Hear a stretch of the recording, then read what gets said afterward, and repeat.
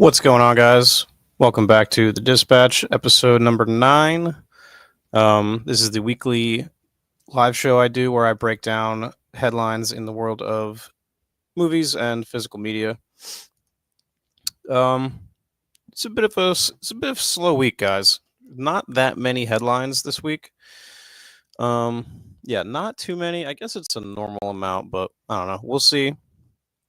I didn't feel like there was too much anything super exciting. Usually the title will be the most exciting stuff, and I kind of had to think about what the most exciting out of all these headlines was, because nothing was really sticking out to me. But anyway, let's get into it. First thing here, A Night of the Seven Kingdoms season 2 is already in development, and we're getting the first season of this show later this year. And this is another Game of Thrones series. I don't remember where this takes place at, in terms of the timeline of Game of Thrones. I'm not exactly sure. But listen, I mean, I really enjoyed House of the Dragon season 1. I thought it was a great season of television. Season 2 really failed to live up to the hype that they left off on in season 1. So I'm really not sure where I stand with Game of Thrones, and whether or not they're oversaturating the brand with all these spin-off shows. But I'm gonna watch this probably, and the conversation around it will dictate kind of its place in the zeitgeist, right? Like, everyone's talking about Severance right now, and generally speaking, if a lot of people are talking about something, then it usually means there's something to it. So we'll see. We'll see how this plays out. Let's see. We got our first poster for The Life of Chuck. And I think there's even a teaser trailer out here as well. But I'm not watching that. But this looks awesome. It's from Neon. It's Mike Flanagan, based on a short story by King. This is not a horror film. What up, Old Restless? This is definitely not a horror film, but it looks really good, and it might be. It's getting a lot of praise, I should say. And this might be where Flanagan gets some Oscar love, man. Apparently, this thing is really moving and stuff, so I'm excited for it. Definitely excited for The Life of Chuck. More Scream 7 casting. Yeah, Matt Lillard is in Life of Chuck as well. And he's also in Scream 7. I don't know who Michelle Randolph is. I remember this guy because he's in that funny show that I like, The Real Bros of Simi Valley, and he also was in American Vandal, which was a funny show. Dude, every episode, more people, every week that I do this show, I'm talking about Scream 7 casting without fail. This is a funny tweet. Yeah, I mean, we just making people up now, huh? Stab cast members, methinks. That's not a bad theory, actually.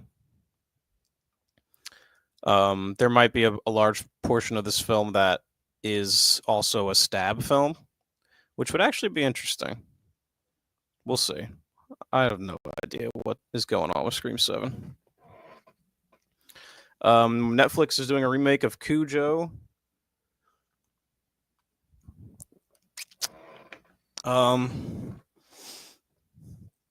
Yeah. Okay. Some of these comments are funny. Yeah, I don't know. Do you wonder if it's going the new Nightmare route? I said that last time, but it would make sense that the actors are in it as themselves. Yeah, I don't know that they would do an entire movie of that. but it could definitely be like maybe the opening or something like that. I would not be surprised to have that included in some way. Um, yeah, Netflix remake of Cujo, whatever. I have a hard time. Stephen King movie remakes are usually not great. I'm looking at Firestarter from a couple years ago. The Pet Cemetery remake was not great. Um, yeah, so probably not going to be too good. Um, this is a little out of my depth, usually a little bit out of my realm. But we got a trailer for the Lilo and Stitch live action movie, which I don't have a deep like passion for or anything. It's just a movie that I watched when I was a kid, just like a lot of these Disney movies. The interesting thing about the discussion about this online is that everyone seems to kind of think this looks good, except maybe this person and that person. I don't know. I feel like the consensus with this has been that it looks pretty decent, actually. Where, or at least divisive, where usually it seems to be the case that anything Disney does is just kind of universally panned. Um, and I might not even ever see this movie. I don't typically go out of my way to watch a lot of these Disney, kids movies. It's not to say that adults can't watch them, but I don't typically really go for this sort of thing. So it very well could, Old Restless.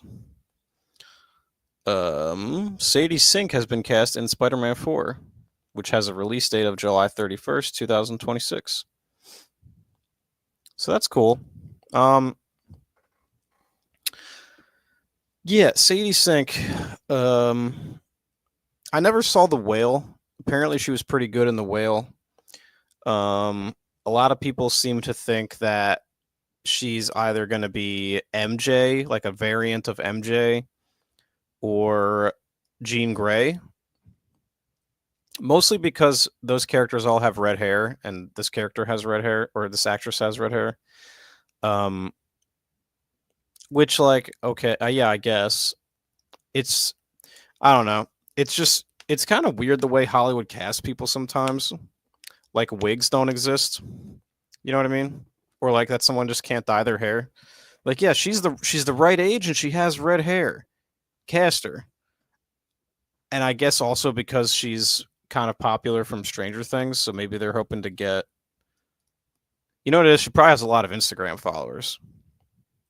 I've been reading a lot of discourse online lately about how um, the way casting happens anymore, people people with more Instagram followers are prioritized over ones who don't, which is kind of a sad state of affairs that we're in. So, I mean, look, I'm excited for the next Spider-Man. The way that No Way Home ends off is actually kind of intriguing. Hopefully, they don't just walk it all back in like the beginning of the movie, because like it's finally Spider-Man like as we've come to know him, or how he was in the Tobey Maguire movies, where he's kind of poor and he's like making his own suits and he's finally out of the shadow of like Tony Stark, which is always the thing that's held those movies back, is that he's always felt just like Iron Man Jr. So I love the idea of him not having like Stark tech, and having to rely on his own resources, which are not many. And you know just yeah, I'm cautiously optimistic, but assuming they follow with what they've set up in the end of the last one, Spider-Man is one of the very few things that I'm actually into the MCU for anymore. So I don't know where Sadie Sink falls into all that. I think it would make more sense for her to play like Jean Grey, because we already have an MJ, and introducing like a variant like an MJ variant would be weird because like what role does she serve? Like is she supposed to compete with Zendaya? I don't know. I don't really know what purpose it would serve to have two MJs. But we're in the multiverse shit right now, so I don't know. We'll see how that pans out. More Narnia news. Greta Gerwig's Narnia. Daniel Craig is being eyed to star as Uncle Andrew Ketterly. I think he's like the father, like the uncle, the weird uncle that they go to stay with in the books. It's been a long time since I've read Narnia. He was the uncle. Google this real quick.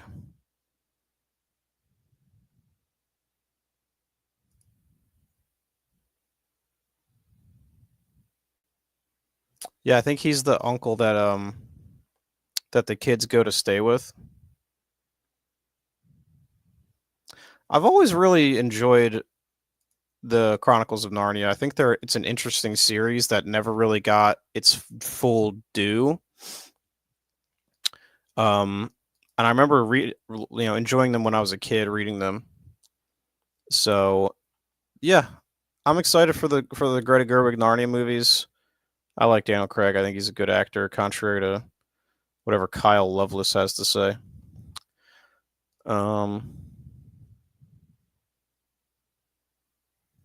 We got to look at John Bernthal and Tom Holland on the set of The Odyssey. I don't know what they're doing here, if this is like some kind of meet and greet. But these costumes look sick. John Bernthal looks like a monk of some sort. Not really any news here. But a lot of people are going to be really eagerly anticipating The Odyssey. So any look we get at that movie is going to be making headlines. So yeah, that should be cool though, whenever that finally comes out. If you're a fan of Dexter Resurrection, they just added David Dastmalchian, which is cool. He's playing a guy named Gareth. I don't know who that's supposed to be. But this seems like kind of perfect for him. He's like I feel like he's well suited for this kind of thing. It's like horror adjacent.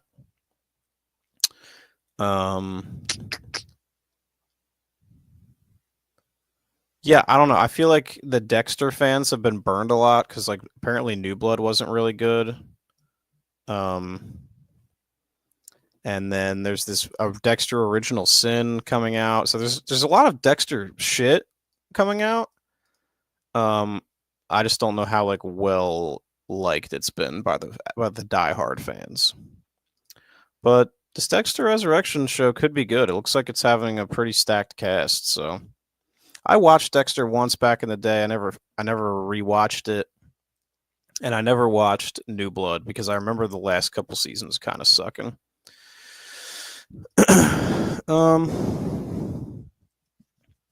First look at Peter Dinklage as Toxie in the Toxic Avenger reboot. So this looks like one of those animatronics you would see in Spirit Halloween. And I don't even necessarily mean that in a bad way either. But yeah, I don't know. I'd never seen the original Toxic Avenger. So I don't really have any kind of like basis for comparison. I've heard a lot about Toxic Avenger. It's a very controversial movie. The old Toxie was better. Glad they kept the tutu. Oh yeah, he does have a tutu on, doesn't he? I didn't even notice that. This came out like 2 years ago now at like Fantastic Fest. Like people have seen this, and the buzz was that this was really cool. And it's only finally just coming out now, like this year. Yeah, it's one of those that I've been wanting to check out for a long time. And I love the fact that somebody like Peter Dinklage, who's a pretty, you know, he's a pretty, I guess you'd call him a classy guy. So the fact that he's doing this is pretty rad.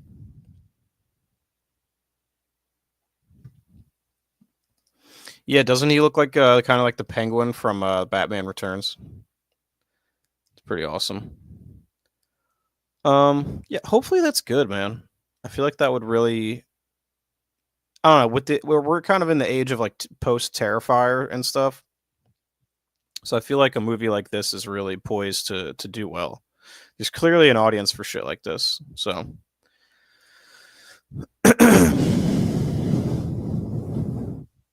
Alex Garland says 28 years later is influenced by The Last of Us. He also believes the writing in the games is far better than his in 28 Days Later. I'm actually playing Last of Us Part 2 right now, and it's a really great game. I'm really enjoying my time with it. And I think it's cool that Alex Garland is like shouting out the fact that video game writing is as good as it is. It's so much more sophisticated. I was like, shit, it felt like someone saying raise your game. Yeah, like video games anymore are like telling stories equal to, if not surpassing, that of some pretty mainstream like movies and even TV shows. I mean, just the fact that so many games get adaptations, like The Last of Us show, like Fallout, all that stuff. It says a lot to the fact that the quality of the story is so there. And yeah, it's just cool, man. It's really cool. And obviously we have a visual comparison here. I love using the bow in Last of Us. It's so satisfying getting headshots with it, and it's the most effective weapon because people can't hear it, so you don't attract attention to yourself. It's good shit. So yeah, shout out Alex Garland for acknowledging how, video games are art. They're art on the same level as movies and TV shows, and sometimes even better. Oh, here we go. This is kind of something. We talked about this last week. So I actually have a lot of thoughts on this. The Rock confirms that he will star as the lead in Martin Scorsese's new movie. Grateful for what's been the most creatively inspiring time of my career. Not surprising to hear that.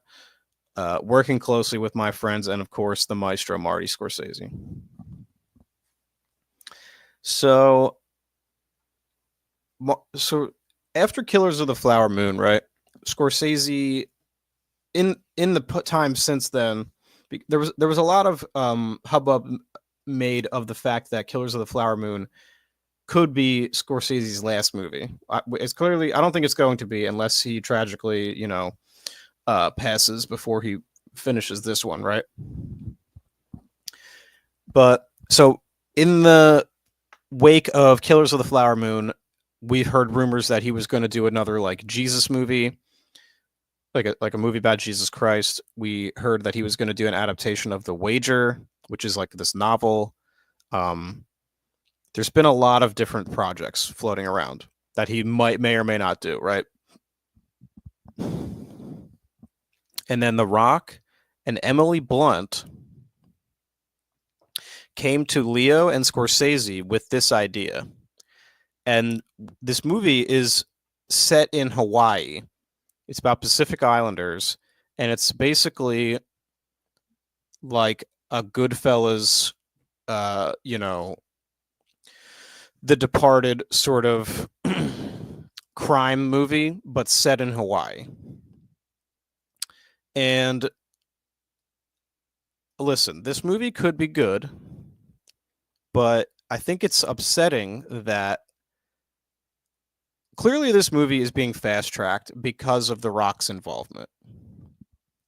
The Rock has a lot of Hollywood cachet. He gets things rolling, right? So I find it weird that, or upsetting, I guess, that it takes somebody like The Rock to get a Scorsese movie fast-tracked. And I'm not saying that Scorsese wouldn't have been able to get another movie made without The Rock's involvement, but for a while we were just hearing rumors and a lot of possibilities about what his next movie was going to be. And had this not happened, who knows how long it would have taken to get his next movie made. So this movie could very well be great, but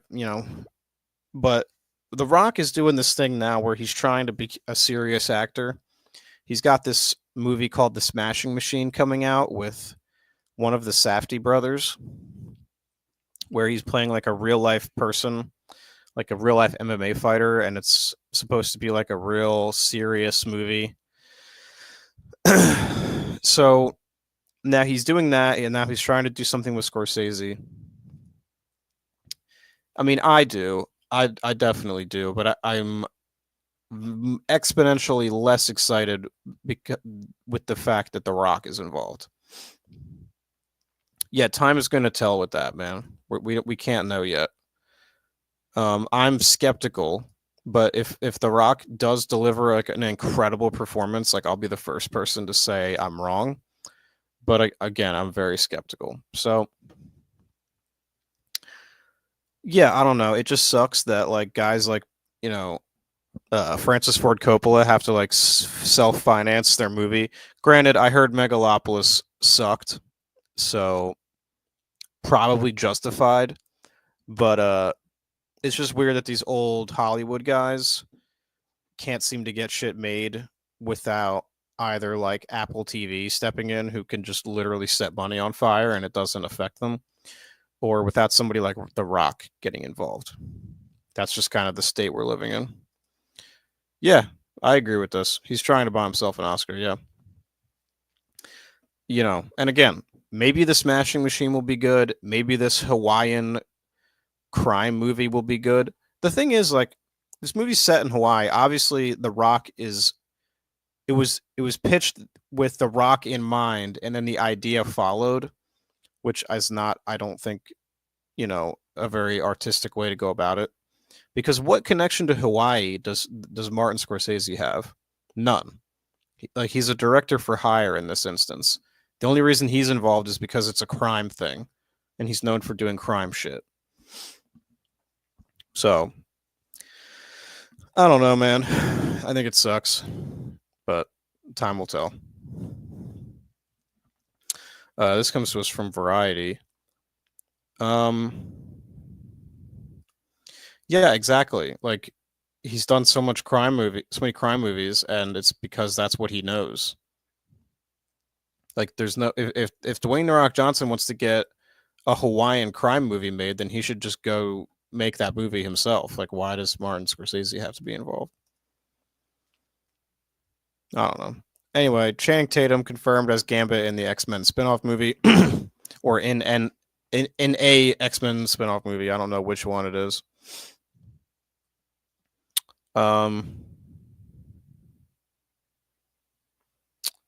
Yeah, I mean, this is kind of nice to see that he's finally getting to do this. He's wanted to do this forever, and they let him do it in Deadpool and Wolverine, like kind of as a joke. And I guess he like really looked good in the costume or something, and people, because that movie was so successful, they are casting him as Gambit, which is like cool, but like the only thing people complain about is the fact that he's too old, which like whatever, dude. Hugh Jackman's fucking old. Like, I don't think Channing Tatum is that old that he can't play Gambit. So whatever. Happy for him. He's wanted this for a while, so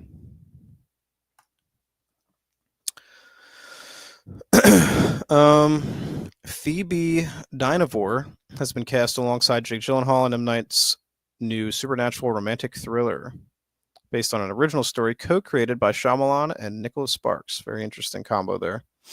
We reported on this not long ago, probably 2 or 3 weeks ago. And there was someone else who was supposed to be in this role, and I think they had to drop out, and this woman is replacing them. I could be mistaken though. But this description is interesting. Supernatural romantic thriller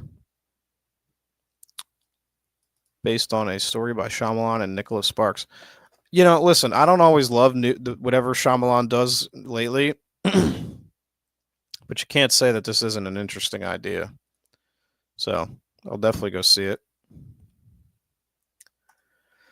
So apparently some concept art released for Avengers Doomsday. Let's see if we can find some of it in the comments here. No, it doesn't appear to be. Comment section worthless yet again. But apparently it wasn't real. The Russo brothers say the recently circulated concept art from Avengers Doomsday isn't real. Nothing spoiling in there. That's not our concept art.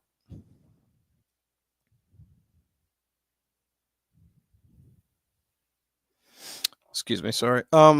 So this is an interesting situation where they are either telling the truth, and I looked at some of that concept art and it looked pretty good. Like it looked like real concept art.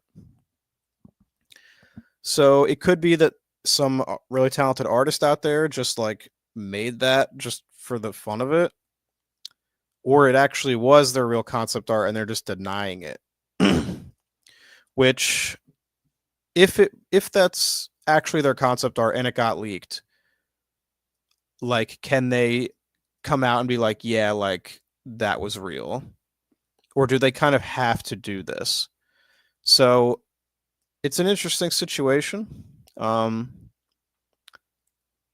so much the content of the concept art and what was potentially spoiled, but whether like the reaction to that situation I find interesting. Like, can they come out and be like, yeah, that was real? And then would that then require them to go and like, I don't think they'd, shit's probably too far along at this point for them to just change it, right? So maybe they have to say that it's fake. I don't know. Interesting stuff though.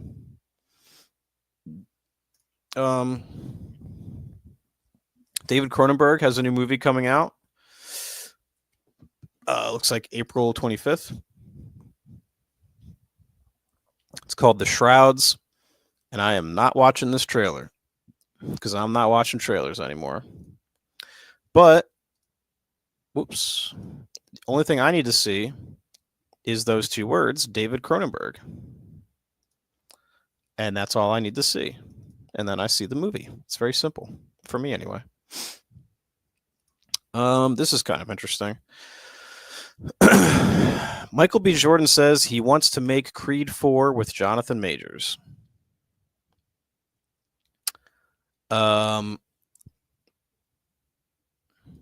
Yeah, Brandon Cronenberg, right? Is that his name? I enjoyed both of these. I enjoyed Infinity Pool and Possessor.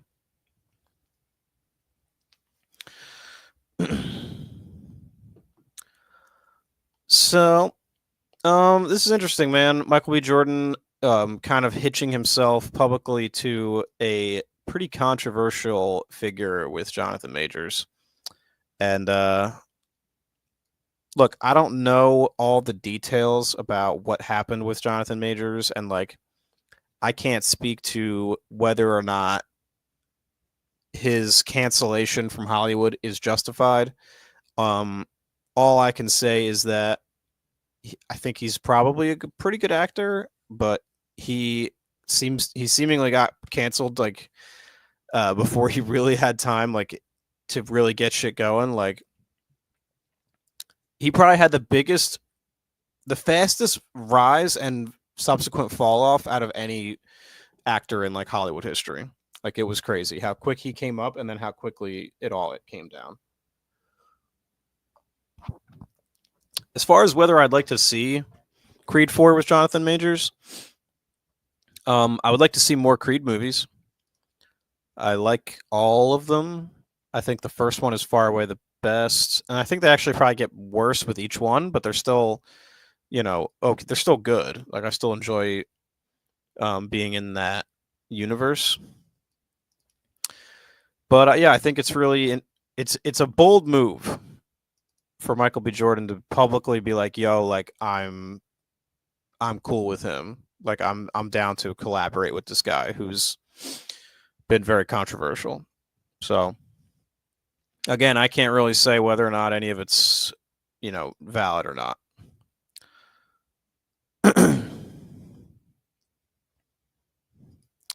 um yeah, so apparently there was like a domestic violence case where you'd have to Google this yourself. I really don't want to speak out of turn, but he had some kind of domestic violence dispute, and I think he had to put his hands on a woman, but like, not when I say he had to, I think it was self-defense in a way, but like also maybe not. Again, I really am not 100% sure about all of it. I really try not to like follow too much like celebrity drama, but I was made aware of it back when it was going on, but I don't know all the details.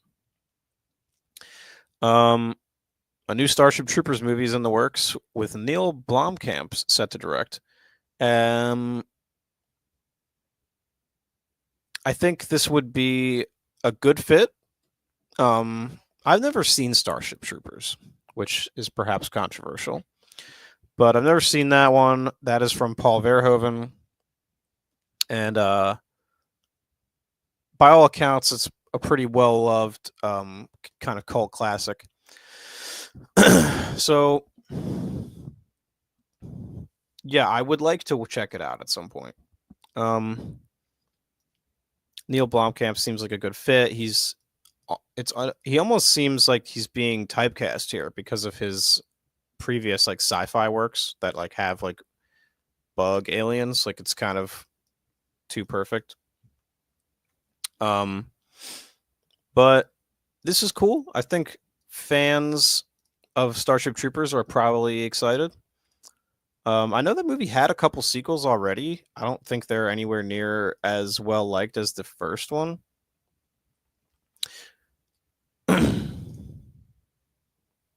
Yeah, we're gonna talk about that here in a second.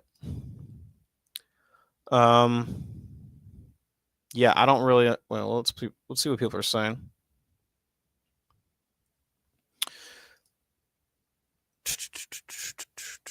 This is a long comment.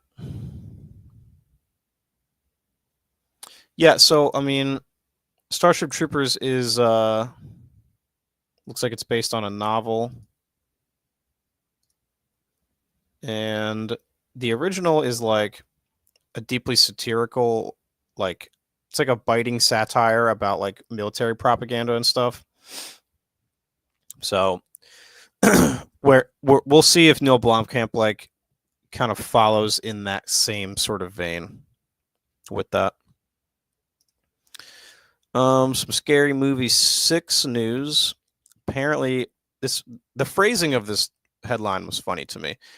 Regina Hall reveals that she has heard that she will be returning for Scary Movie 6. So it's just funny. Like, did she hear a rumor that she will be returning? Like what does that mean exactly? I don't know. I just found that odd, that phrasing. Like, like she overheard two other people talking about it, but no one's directly told her. Is kind of the way that comes off. But with the Wayans brothers coming back for a Scary Movie, and with her involvement, and I don't know if Anna Faris is going to be in it. That would be cool. Maybe that's been confirmed already, and I've just missed it. But hopefully, it could be good. Yeah, this kind of sums it up. Yeah, I agree with all this. Yeah, I agree with those comments. It might, but we also have the Wayans brothers coming back. So I've liked I like Scary Movie 1, 2, and 3. I think they're all very funny. All right, let's get to the Cloverfield 2 news. Not really much to go on here. It's very this is a very, there's not a lot of information. The new Cloverfield film is still moving forward. Apparently, this has been kind of talked about for a while, but I guess it's only just now starting to gain traction. It will be a direct sequel to the original movie. So, I was a big fan of the original Cloverfield. Like, I was following that release up until it came out back in 2008. Like, I was all in on the marketing and everything. Like this original, like this poster and stuff. I remember seeing the trailer in theaters that only had a release date. It didn't even have a title. And there was all this like fan made art on the internet about like what the monster would look like. Yeah, it sounds like we're a similar age, Chad, because I think I would have been right around that same age. Um yeah. Yeah, like there was so much cool stuff, like all this hidden stuff in the original movie. Um Fast forward to today, like I think the original Cloverfield is like it was really cool for the time, but it's pretty it doesn't really impress as much today. It's a pretty simple movie, I think. Um Not that there's anything wrong with that. And I think it's almost kind of tainted a little bit because of the other Cloverfield movies, which if I'm not mistaken, were both of the other Cloverfield movies, 10 Cloverfield Lane and Cloverfield Paradox, were scripts that had nothing to do with Cloverfield, and then they like rearranged the scripts so that they would be like tangentially related to the Cloverfield universe.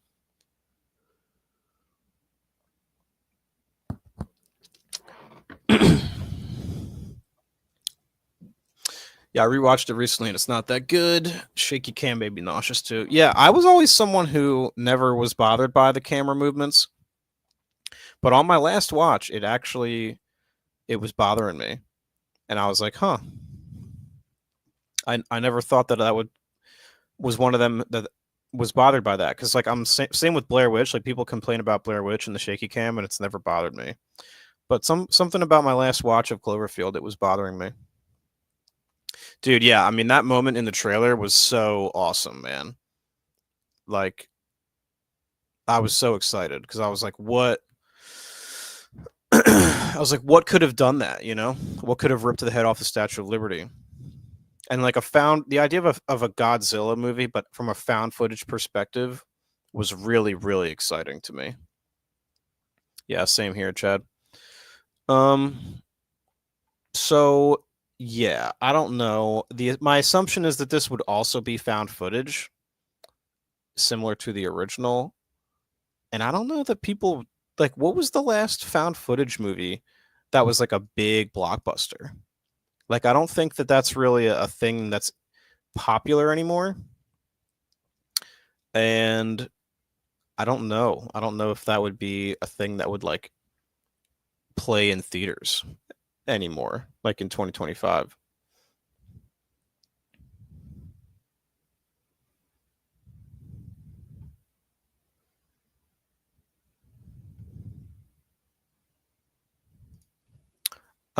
Yeah, that's probably it actually. I would consider that found footage.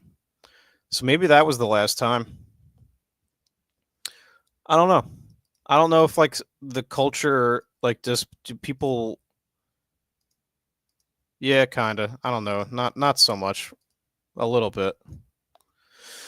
I don't know. I don't know if people would welcome this kind of thing, you know. So that's kind of it for movie news, guys.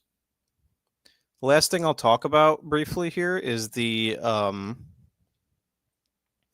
June Criterion announcements. Yeah. Yeah, it's probably not something especially with like the way everything is kind of like TikTokified. Um like people have a very short attention span anymore. And not I don't know that that has a ton to do with like with found footage necessarily, but I don't know. I just kind of get the impression that people would look at that and be like, they wouldn't buy into it for whatever reason. Like they would. I think it would play better to an audience who wasn't super cynical. I guess I don't know. I don't know quite exactly what I'm trying to say there. I never cared for the found footage genre. So it's funny. I'm actually wearing a Blair Witch Project shirt.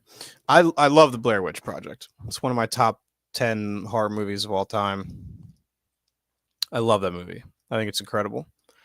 But I totally understand people who don't like it. Totally understand. Like if it's not your thing, that's valid. But found footage in general, though, I'm not super high on, because I think it's so hard to do it well. And if I can't buy into it, then it's almost like dead on arrival to me.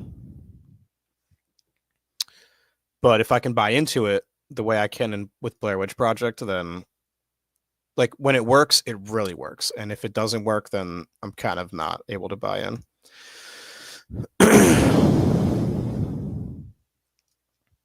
Yeah, I don't know, maybe. Anyway, feel free to keep talking about found footage and Cloverfield if you like.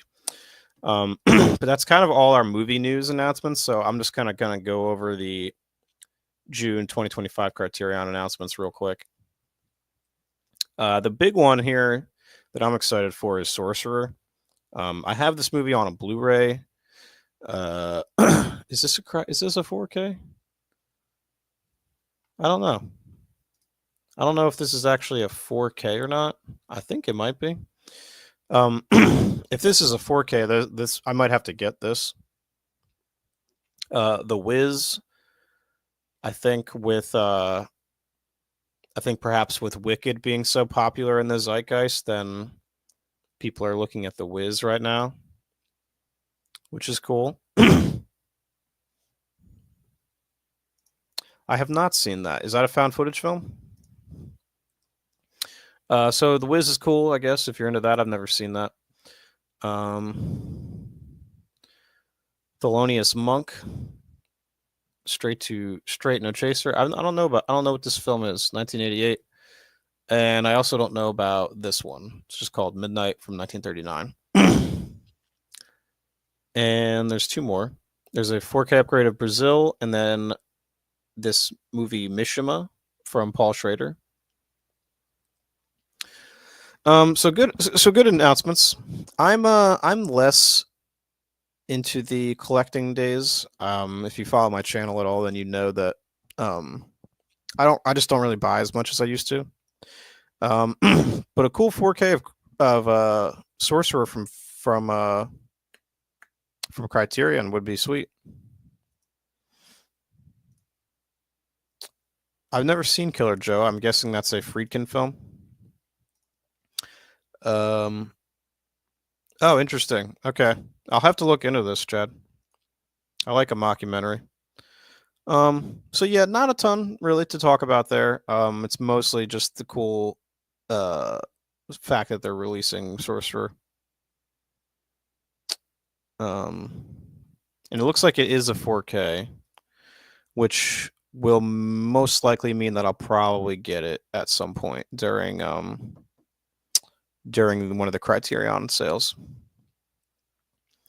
So, unless anyone has anything else that they'd like to kind of talk about, I'll just say I'm probably gonna film my next big video essay tonight after I get done with this. It'll be a pre-recorded thing. It's going to be pretty long, it looks like. So I'm preparing for a long shoot after this. But I'm very excited about it. And then I'm off work the next 2 days. So I'm probably going to spend the next 2 days editing this thing. So the hope is that this will be out at least by next Monday. So look out for that if you're into the more pre-recorded stuff. What have I seen in theaters lately? The last thing I saw was Mickey 17. I thought Mickey 17 was was a really fun time. I enjoyed that movie quite a bit. I thought Robert Pattinson was really good in it. And I'm planning on seeing Novocaine, the Jack Quaid movie. I'm planning on seeing Black Bag, the Steven Soderbergh movie. And then I also want to go check out Opus with John Malkovich and Ayo Edebiri. So there's actually 3 movies playing right now that I want to go see. So I'm really trying to take advantage of Regal Unlimited. Things are starting to finally kind of pick up. Usually the first quarter of the year is pretty light, but things are starting to ramp up now. So yeah, with some of my time off the next 2 days, I'm probably going to see one of those.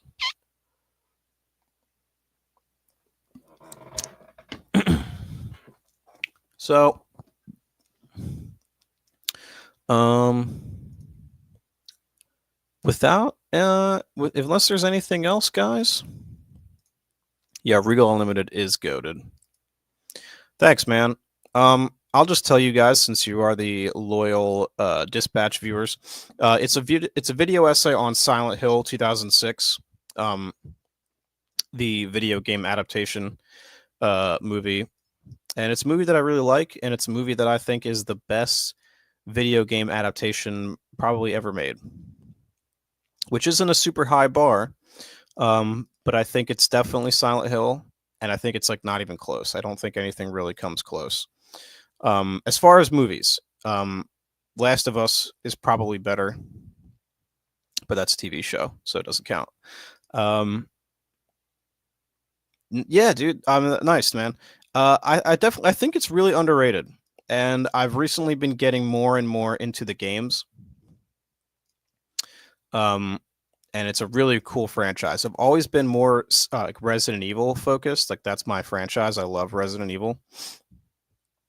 But Silent Hill is sort of the same genre, but the subject matter is much more adult. It's more serious, and I've been really enjoying that. I just played the remake of Silent Hill 2 on the PS5. Really, really great experience. Yeah, I won't promise that you would love it or anything, but it's something that I'm really into. I think it's a really underrated movie, and the cool thing about it is I think it works even if you've never played any of the games. There's a lot of, like, I guess you'd call it fan service. Like there's a lot of characters and locations and monsters from the games in them, but it's just something that a fan can point at and be like, "Oh, there's that place, there's that character." But it's not distracting to the point where if you've never played a Silent Hill game in your life, that you'd be like, I don't understand what's happening. But it also captures the feeling and the tone of Silent Hill games really, really well. So, yeah, I'm excited to get that video out. I think it's going to be a fun one to make. Yeah, dude, it's good. I think it really holds up well. What's up, Laren? By the way, it's good to see you. I do think that is going to do it for tonight, guys. So I want to thank you for watching the Dispatch with me and talking about movie news live on this rainy Sunday night. It's pretty rainy out here where I'm at. So with that all being said, guys, please take care and watch more movies.